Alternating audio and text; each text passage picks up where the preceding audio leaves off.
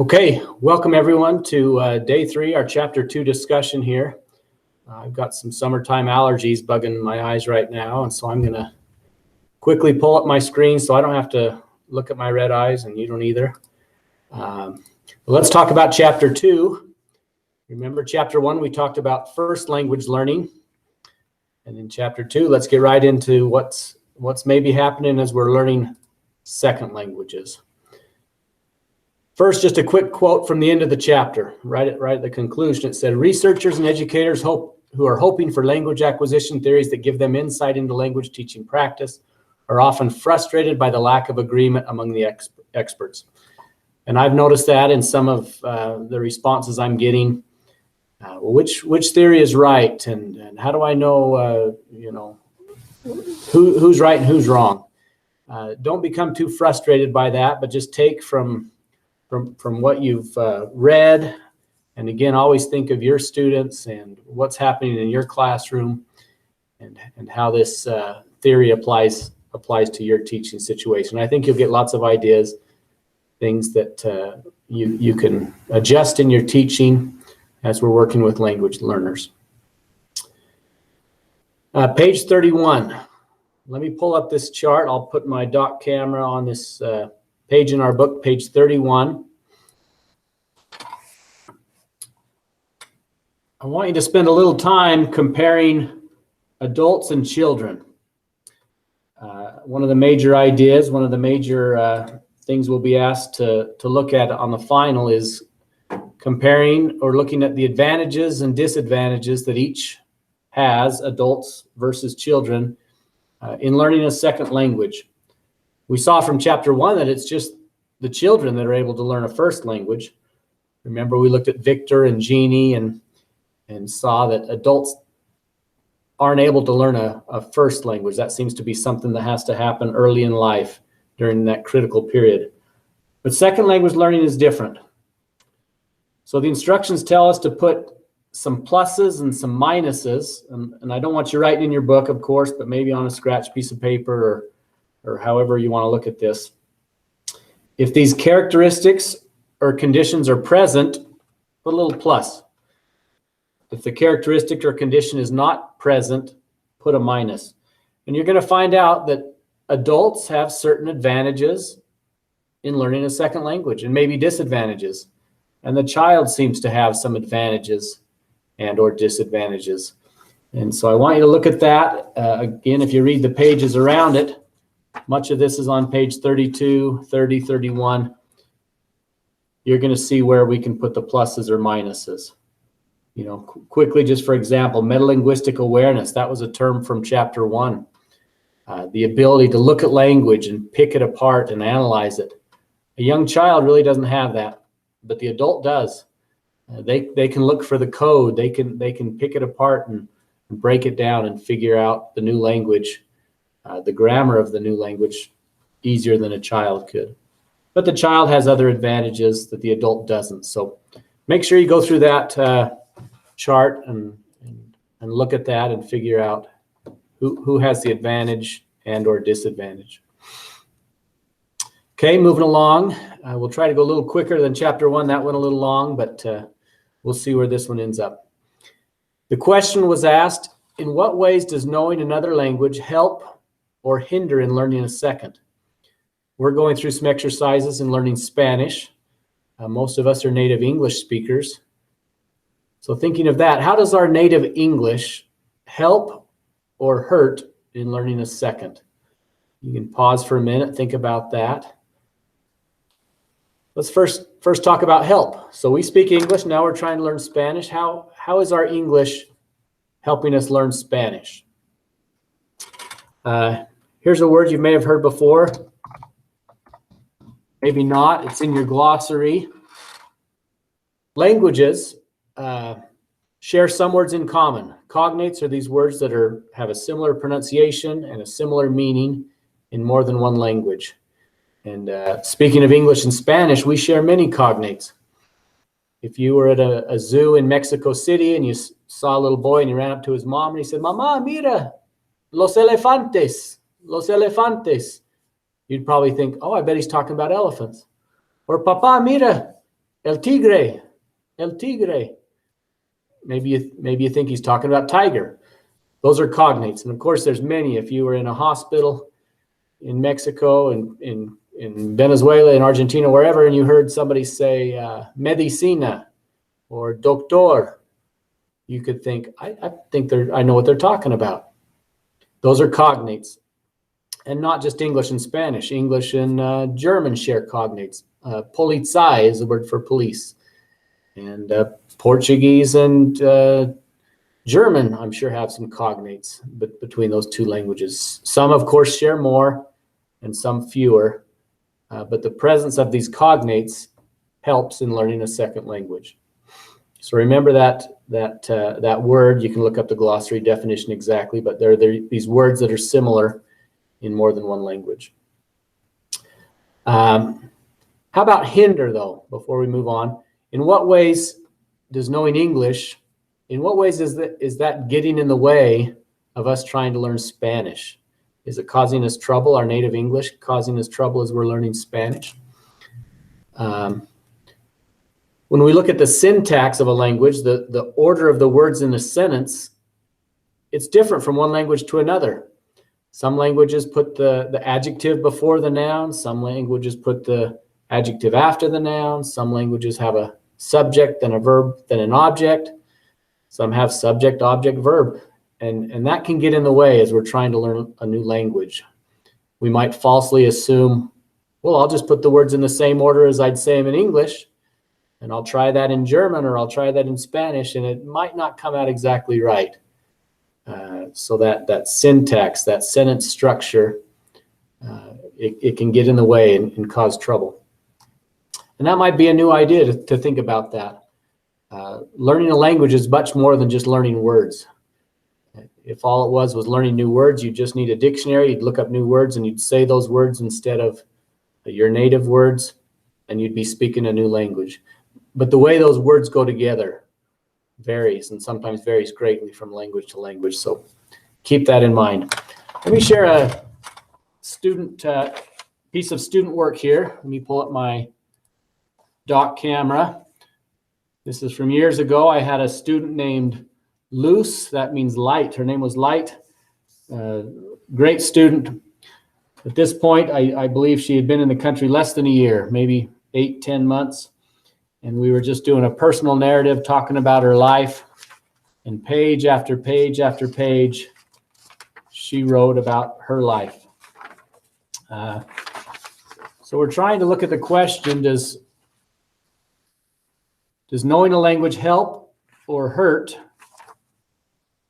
your first language and learning a second? All right, let me get that there. Okay, I think that's clear. Let's just look at one paragraph. We could look at many, and they're all going to have some of these same things in it. But here's what Luz said in this particular paragraph. She said, "The traditions of my family are a lot." That's interesting. That doesn't quite sound exactly like English. Why would she say the traditions of my family are a lot? You'd probably say something similar to that in Spanish. And she simply just translated that from her native Spanish. One is a reunion. That reunion is make every year. Interesting that she'd choose this verb make to describe that. We maybe wouldn't choose that word in English. Maybe we'd say we have that reunion every year, or every year that reunion happens.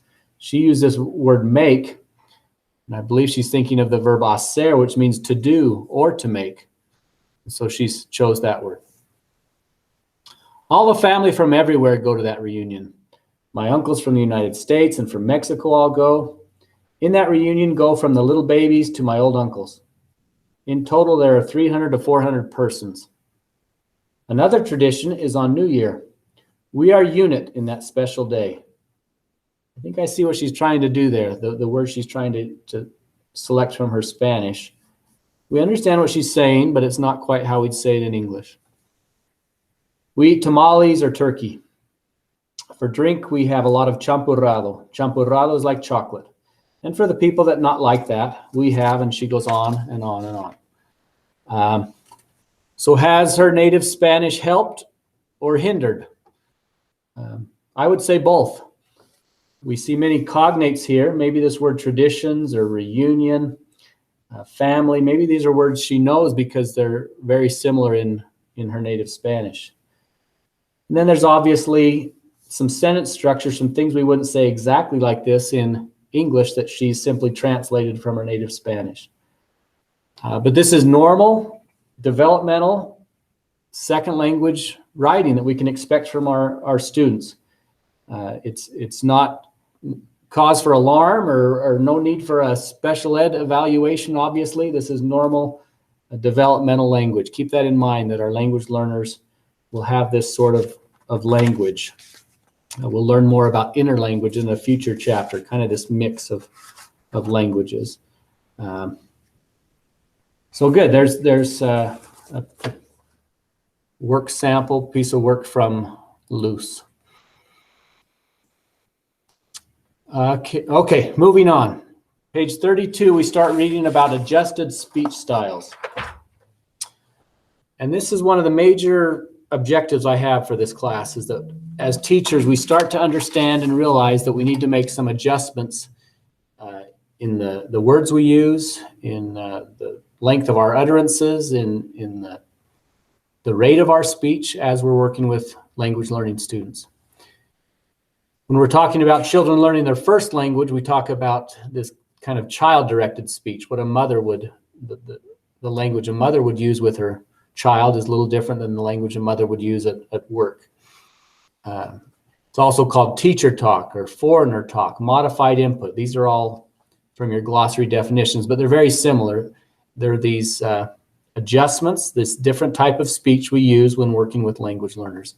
Some examples include shorter, simpler sentences, using basic vocabulary, repetition, rewording, asking for clarification, slower rate of speech. I think that's one thing in many of the observations that I've done with teachers and in classrooms, that's just one suggestion I could give to you that helps our language learners, is just slowing down a little bit. Sometimes we get so excited, we're doing one thing and then we're doing the next, and students do this and go over here and come over here. And if we just stopped and looked at what we're saying, we'd realize, man, that's pretty fast. That would be hard for a language learner to understand, that fast rate of speech. So just consider slowing down a little bit. Others, using realia and gestures when speaking. We're going to have an experience on Monday where I'm going to be with a friend and we're going to be trying to talk about our families a little bit. It'll mostly be a listening exercise where you'll hear me and this friend describe our families, and we're going to try to modify this input. We're going to try to model this teacher talk or foreigner talk and explain our families in a way that's understandable, comprehensible. Another final one, putting topics at the beginning of utterances. That's something I find myself doing. Maybe you've got a language learner, a new student to your class, to the country. And rather than say, hey, you going to go to the dance with your buddies tonight? Maybe you'll say, the dance. Are you going to go to the dance with your friends and dance with the cute girls? Use some gestures. Put the topic at the beginning of the utterance. Rather than saying, okay, don't forget everybody, you got a test next Friday. Say, okay, the test is on Friday. Everybody get ready. This Friday we have a test, and I know you'll all do great. And simplify. Put the topic at the beginning rather than just throw it out there. They might miss what you're talking about. And again, we'll talk more about this in the future. And I'm going to have you watch a video in a minute that again will add to some of this. But consider yourself in front of your students in just a couple months. You're going to be there in front of your kindergartners, your 8th graders, your 10th graders. What are you going to do to modify some of what you're saying? As we talk about that, it's good to consider what adjustments are not helpful and necessary. You could pause for a minute, think about that. So lots of adjustments, slowing down, rewording, clarification, those are beneficial. But what adjustments are not necessary? You're probably thinking of the same ones that I am, but raising the volume, just turning up the volume doesn't help. If they don't understand at a normal volume, saying the same thing louder doesn't help. It even comes across as condescending in many situations. Also, when we're making these adjustments, it's important to remember this is not baby talk. It's not talking down to someone, condescending. Okay, can you hear me? It's simplifying, it's rewording, maybe selecting different vocabulary words you think will be better understood, but it's not baby talk, and it's not just talking louder. So consider those adjustments as not helpful. And I like this. Again, your teachers, you've been in the classroom, maybe you're new teachers, first, second, third year teachers, maybe you've been doing this for 20 or 30 years. But many people who interact regularly with language learners seem to have an intuitive sense of what adjustments are needed to help learners understand. Some of you are probably naturally good at this. You sense when a learner is confused and you make some adjustments. Not everybody does make these adjustments. It's not natural for everybody, and some of it takes a little bit of practice. There was a cartoon on page 31 you may have noticed, or 33, that illustrates this. Okay, so let's assume we have a tourist here. Maybe she's from Paris, France, and here she is at JFK International. She's just arrived. Excuse me, where toilet, please? Well, unfortunately, the entire plumbing system is currently under repair. It may be possible to use the public conveniences, which are situated about 5 blocks from here. Right over her head. You can just sense she's not getting any of it. Now, could he have said something differently? Could he have made some adjustments? Would most people probably have an intuitive sense that she's confused, she doesn't speak English, and I need to make some adjustments to my speech, maybe some gestures. Go down the hall, turn right, and about after that corner, 20 yards away, you'll try to make some adjustments. I don't know exactly what they would be for every situation, but you try to do your best. And as teachers, we need to try to make some of those adjustments. Okay, back to our notes. Let's keep moving along. On page 34, this idea of, or this hypothesis, the contrastive analysis hypothesis, states that where the first language and the target language are similar, learners should acquire the target language structures. When we talk about structures, we're talking about grammar, with ease. Kind of common sense. If you have a Portuguese speaker and he's attempting to learn Spanish, he'll have an easier time than if he was trying to learn Mandarin Chinese. His native Portuguese and the Spanish he's trying to learn share many of the same structures. And so you're going to have an easier time trying to learn a language that's similar to your native language. We read more about that on page 34. Okay, Stephen Krashen. If you haven't heard his name before now, you'll probably hear it again. His contributions to language teaching and learning are great, and I've reflected on what he's taught, his theories, and they've had a big impact on what I do in my Spanish classes. First off, get that out of the way for a minute. Acquisition versus learning. How does acquiring a language, how is that different from learning a language? They seem synonymous. You know, I learned Spanish, I acquired Spanish.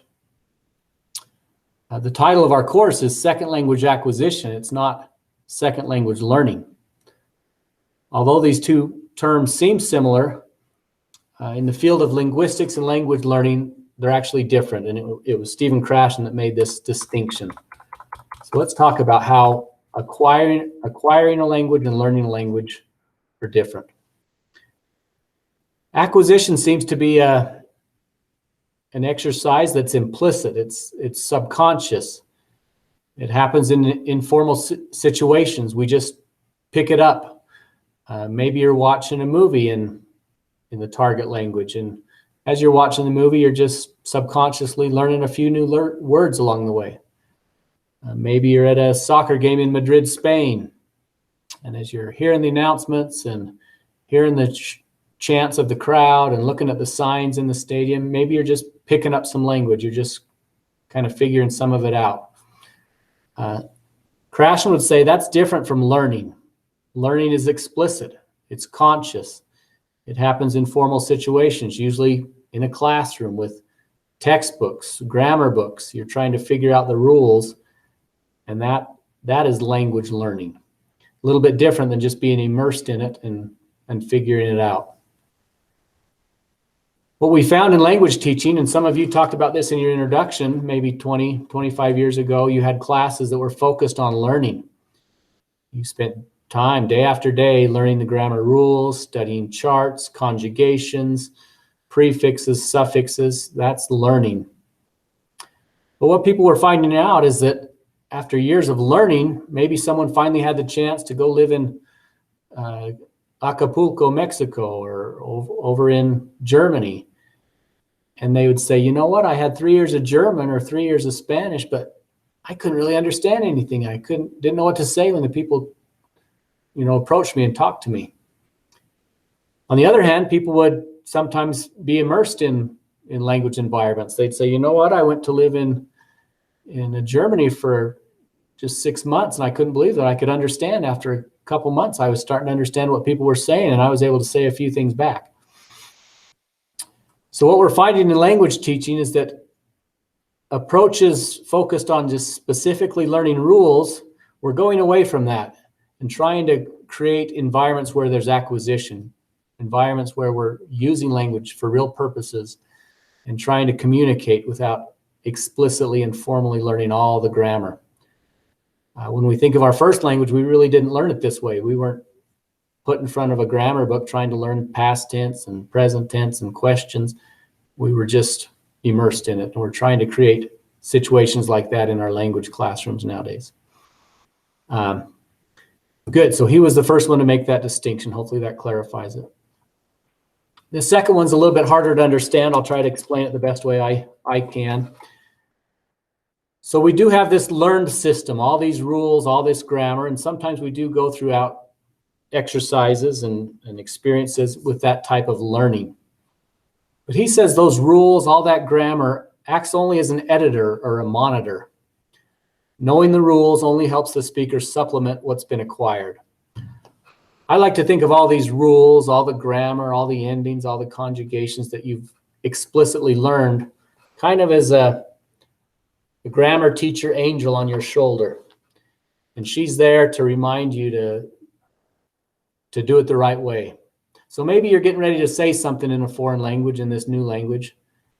And right before you say it, or right before you write it, this teacher reminds you, hey, don't forget you need to put an O on the end of that, or it needs to be an A. Oh, okay, alto or alta, you'll self-correct. She'll remind you, oh, don't forget that has to have an ing on it, or an ed. Oh yeah, that's right. So Krashen would say that this learning never leads directly to effective communication, effective expressive language, speech or writing, but it does have a purpose. It does act as an editor or monitor to help you kind of self-correct. Anyway, read more about that. That's Krashen's theory. That's on 36 and 37. There's another graphic I might put up at another point that's clarified this in my mind. Krashen noticed that we seem to acquire language in a natural order. As far as English goes, we can go back to page 3 and see some of these morphemes and see that naturally most people learn some of these morphemes before others. We get our plural S before the present progressive ing, and that seems to come before the past tense ed. And he was the one to note that natural order. These final two, and this is all part of his hypothesis, I believe have a lot of classroom application. Input hypothesis. The only way to get a language, the only way to acquire it is by exposure to what he calls comprehensible input. It's in some way understandable. For acquisition to occur, the input should contain forms and structures just beyond the learner's current level of competence. Your current level of competence, he's got this little math principle here is one. Where you're at is one. And what we should be exposing our students to is where they're at plus just a little bit.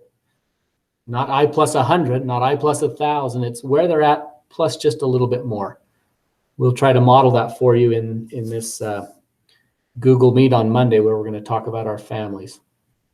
It's kind of similar to Vygotsky's zone of proximal development, talking about what you can do with help and what you can do with some guidance or help and what you can do on your own. Just real quickly to kind of illustrate this a little bit more, let's imagine that I wanted to learn a language that was very different from English. It shared no cognates, none of these similar words. The syntactical structure, the way we put the words together, were very different from language to language. The phonetics, the phonology, the sound system of the language was very different, but I wanted to learn it. And I had the ability to tune into a radio broadcast in this language every day.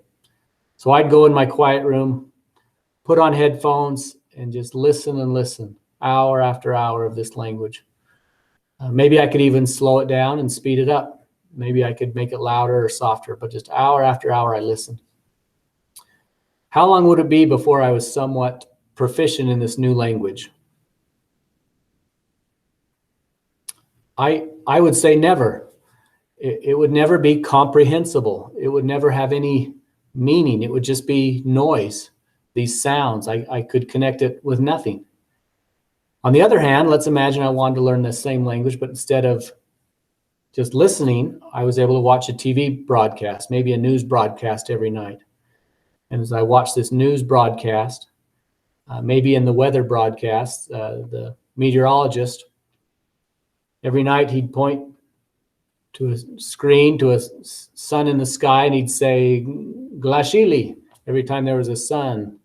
And I could start making some connections. Maybe that Glashili means something to do with heat or hot or sun. And I'd start making some connections because those visuals help make it comprehensible. But just the words alone would never have any meaning to me. Think about that as we're helping our kids learn language, learn new language. Going again back to the gestures and the simplification and our choice of vocabulary, use of realia, cognates, and so on, help make language comprehensible. Okay, the last one. Krashen presented this idea of the affective filter. Affect refers to such things as motives, needs, attitudes, and emotional states. A learner who is tense, angry, anxious, or bored may filter out input, making it unavailable for acquisition. The teacher might be doing everything perfect, using visuals, using gestures, language that's just above the learner's current level. But because of what's happening with the student at home, because of being tense, angry, anxious, and so on, they might block out what's happening and not acquire language. And we see that in our students. We all feel that among ourselves. We all have situations where you're learning, things are going well, but maybe you're put on the spot too soon. And suddenly you block out, you filter, and you're not learning, you're not able to use the language. Again, this is not something physical in the mind that raises or lowers, but metaphorically speaking, when Krashen talks about your affective filter being up, that's when you're stressed, self-conscious, angry, anxious, bored, and so on. It's down, allowing input to come through when the learner's relaxed and motivated. So again, not something physical, but in education, in language teaching, we talk a lot about what can we do to lower a student's affective filter. Or we might talk about, conditions where a student's affective filter is raised. So again, raised is that blocking position, not allowing the input to come through. Lowered, learner's relaxed, motivated, ready to learn. So think about that in your classroom. Is your classroom a place where students feel comfortable to make mistakes, comfortable to learn language, and or is it a tense environment where they're put on the spot soon and asked to do stuff they're maybe not ready to do? I think this is very important. I try to make my classroom a comfortable place where we can make mistakes as we learn together and not be, graded on it or marked down, and a place where we can learn together and have some fun.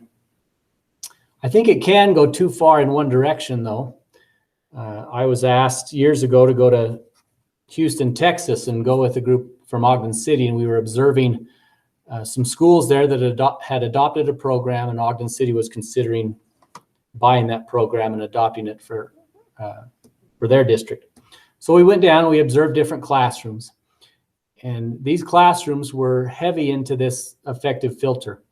They had created environments, and it was real scripted on the lighting that was used, the rugs, the plants, the music, the soft music that was playing. They were all trying to create a situation where this affective filter was lowered, where students felt comfortable coming in, and it was a warm, welcoming environment. And that's all wonderful. But what I saw is that it was almost too warm and too comfortable. As the students came in, it was almost too relaxing. And, oh, here we are at ESL class. Now I don't have to work anymore. And there didn't seem to be much rigor or high expectations. It was just kind of a relaxing time for these kids.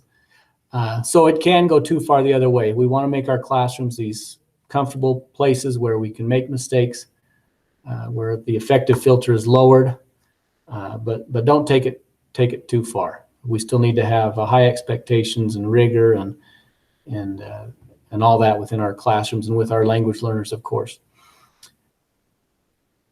Okay, just in conclusion here, theories on language acquisition are meant to account for the workings of the human mind. The theories are metaphors that represent an invisible reality. We can't cut open the brain and see exactly what's going on. But as we look at these theories and think of our students, think of ourselves, I think it will have an influence, an impact on what we do as teachers in our classes. One final thing for today. I want you to watch a TED Talk. You've hopefully clicked on this video first, but right below this, you'll see a TED Talk. And there's a researcher, Deb Roy is his name. He's at MIT, and he's interested in language learning. And he was about to have his first child years ago, and he wanted to study and look at how his child would learn language. And with all that was available out at MIT, he conducted this experiment, again, with the consent of his family and his child. As his father, he has that consent. He set up his home to be on this continuous capture of both video and audio. And over a 3-year period, and he'll explain this, he recorded over 90,000 hours of video and 140,000 hours of audio. And with the help of machine transcription, they transcribed over 7 million words. And then he began, again with machine assistance, to analyze all these words and try to see what words his child learned and where in the house he was when he learned them.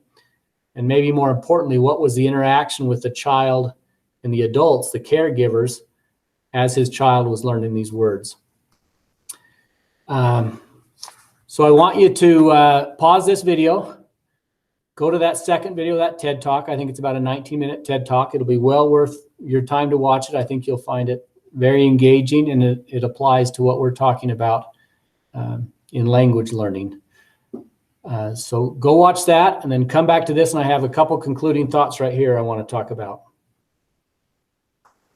All right, welcome back. We'll act as if you went and watched that video. I hope you sure did. Let me share just a couple things from that TED Talk and from his paper. That TED Talk was just a 19-minute summary, but here's his actual paper where he presents his analysis and methods and calculations and conclusions of what he found during this 3-year study. And I've attached this to the files section.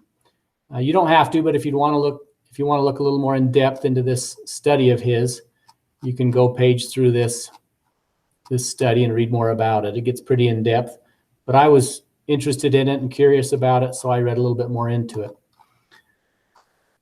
Let me share just a couple things in conclusion here. First off, this comes from the TED Talk that you just watched. about at the 6-minute, 45-second mark, here's what he said about his child learning language. He said, at the birth of a word, right when this son of his was learning new words, he says, caregiver speech would systematically dip to a minimum, making language as simple as possible, and then slowly ascend back up in complexity. And the amazing thing was that bounce, that dip, lined up almost precisely with when each word was born, word after word systematically. So it appears that all three primary caregivers, myself, my wife, and our nanny, were systematically, and I would think subconsciously, restructuring our language to meet him at the birth of a word and bring him gently into more complex language.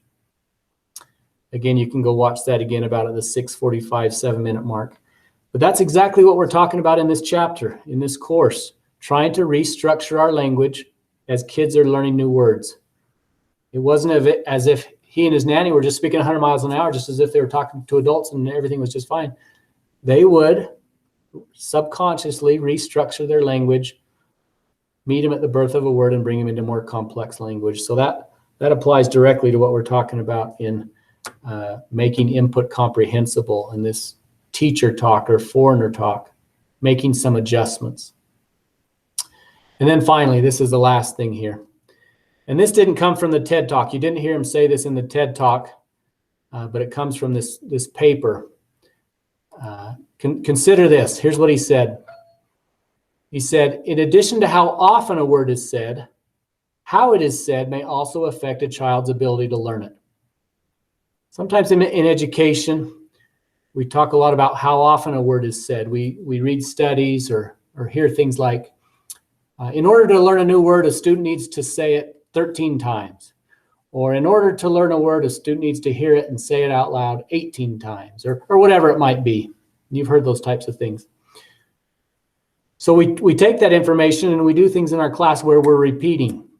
And repetition is good. If you came into my Spanish classroom any day of the week, you'd hear lots of repetition out loud, repeat after me.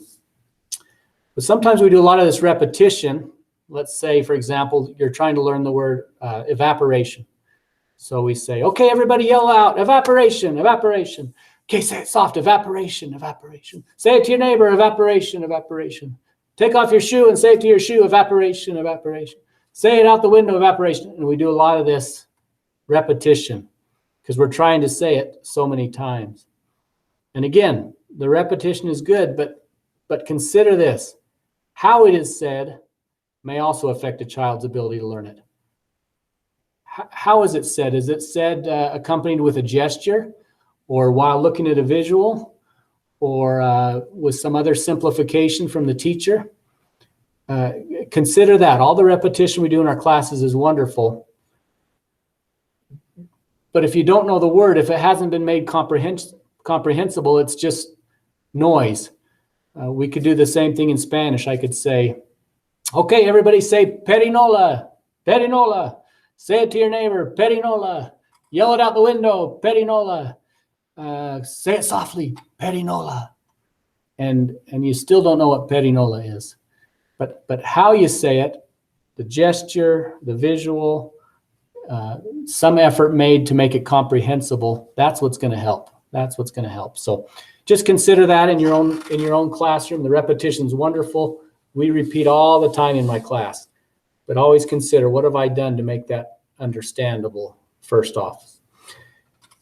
Okay, great. That's our chapter. Hopefully I didn't go too long. I don't know how long that was. I'm not even looking at the time here, but I'm going to pause this and end this video. Hope you're doing well. Please leave me any comments, share your ideas. I look forward to sharing ideas, and hopefully you're always considering what's going on in your classroom and how you can be a better teacher in a couple months when we're again back in class and working with our language learners. Thanks. Bye.